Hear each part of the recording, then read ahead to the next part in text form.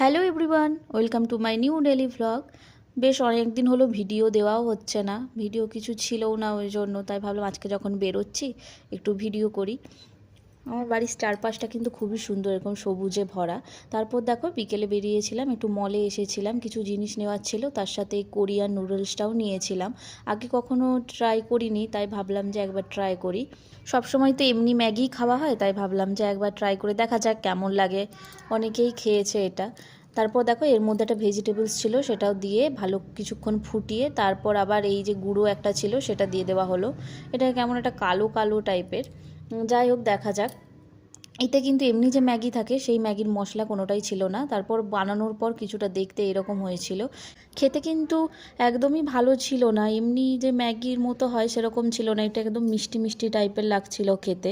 খুব একটা ভালো লাগেনি আমাদের দুজনেরই। আজকের ভিডিওটা এটুকুই, দেখা হচ্ছে নেক্সট ভিডিওতে।